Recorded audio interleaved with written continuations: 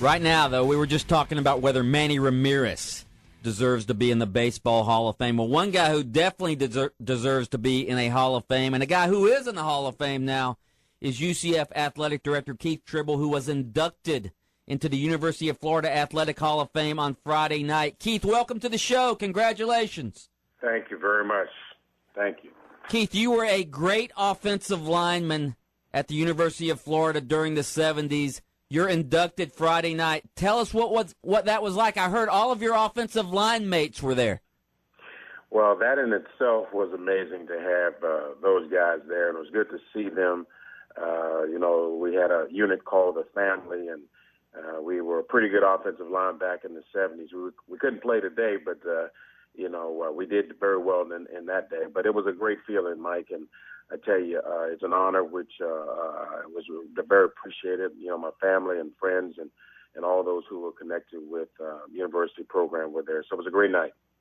Keith, how good were you? I don't really remember. You never really remember how good offensive linemen were.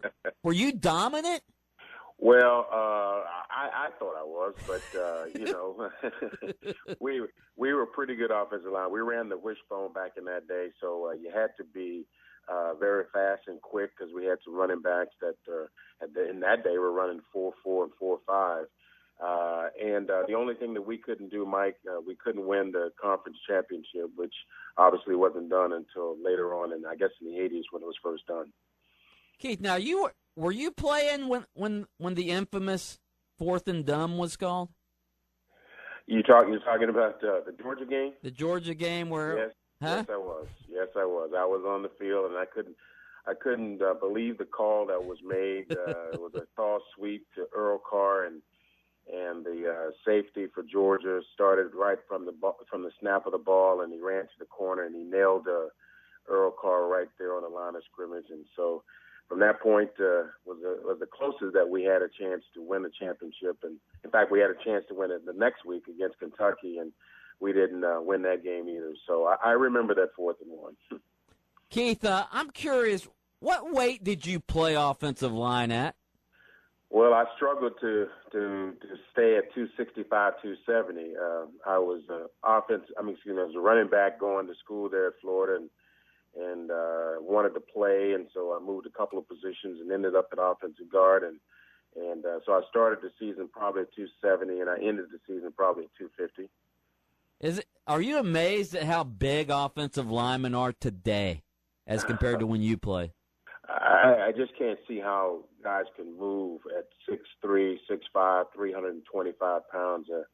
It is amazing, and that just goes to show you how much the game has progressed from the days when I played.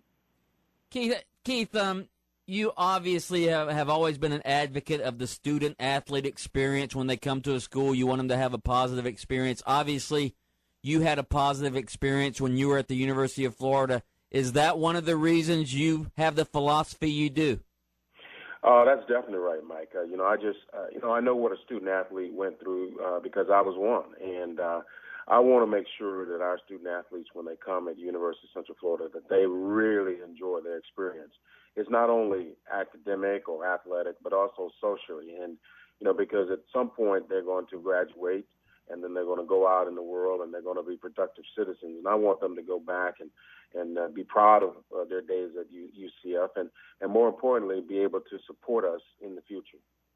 Keith, jumping to another topic, Villanova was scheduled to vote on whether to join the Big East in football this week. That vote, I guess, has been delayed.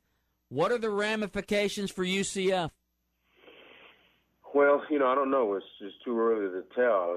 We still have not been in a position where we've been asked to do anything or to join any league or anything like that.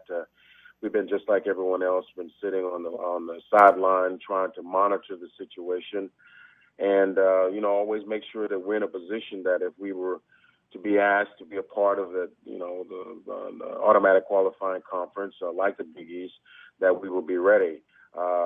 I just got that information late last night, and have no idea what that means, primarily because we haven't been informed in terms of what the Big East wants to do. Keith, obviously what's going on at UCF's athletic department now is a lot of positive stuff is going on. You guys are winning championships in football and track and women's basketball. The overall athletic program is doing very well. Do you worry, though, that if you guys don't get invited to an automatic qualifying conference like the Big East, that the fans will be kind of down? Well, I hope not, because it's not a matter of if, it's a matter of when. You know, I believe that. I think our administration believes that, and I think our coaches, and I hope our fans believe that. You know, this program is trending the right way, as you said, doing the right things. And the only way you're going to get stronger is that you continue supporting it. We never know when things are going to happen. I mean, there was a Big East ACC type deal some years ago, the Big Ten last year. The only thing that I do know, Mike, there will be change in conference realignment. What we have today may not be the same thing in 3, 4, 5 years from now. And so we can't stop doing the things that we need to do to make this program great. He is Keith Tribble, Athletic Director at the University of Central Florida. Keith, let me ask you this. Obviously, to run a program like you guys are running, like I said, across the board excellence in a lot of different sports, that costs money. Are you concerned with the way state budgets and university budgets are going, that if you guys don't get into a big league, it's going to be hard to keep funding a program like that? Well, you know, it's hard to fund a program no matter what level you are. Mm-hmm. I mean, as you said earlier, I mean, the economy is not as strong as it once was. State budgets and everyone's budgets are being cut. You know, I think we've got to do the things that everyone's doing. We've got to make sure that we have the resources necessary to run the program. And that's, you know, from ticket sales and from contributions and sponsorships, things that you normally do. And, you know, our goal is to continue having the support of our fans, to continue doing the things necessary that people will support us, and, you know, run the program in an efficient manner. And if an opportunity presents itself and we have a chance to continue and grow it a little faster, then we'll do that. But I'm very confident of where we are, and I believe that we can continue to grow this program in the right direction.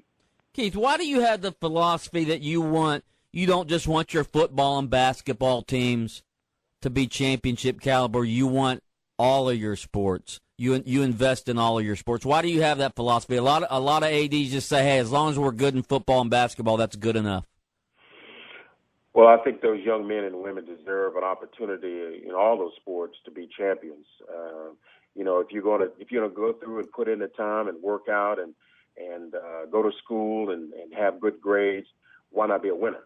And winning to me means that you try your best and you do your best in everything. And so my philosophy, and hopefully it's the philosophy of everyone in our department, is that we strive for excellence, and we're committed to excellence. And to me, that means winning.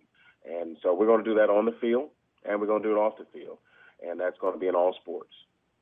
Keith, last thing, I would be remiss if I didn't ask you, the bowl system is under fire now because of what's going on with the Fiesta Bowl. You are a former executive director of the Orange Bowl. Are you concerned about what's going on out in Tempe, Arizona, and how that's going to reflect on the rest of the bowl system?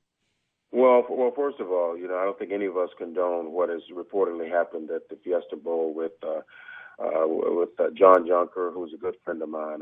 Very, very sad to hear that information. I do believe that, you know, there should be more oversight over the bowls.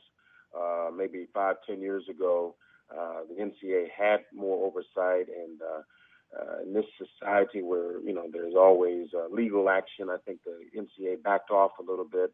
I think that needs to come back because, you know, every organization needs some regulatory.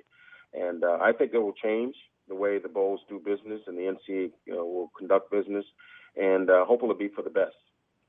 He is Keith Tribble, UCF Athletic Director and University of Florida Hall of Famer as of Friday night. Keith, thanks for joining us. Thank you very much, Mike.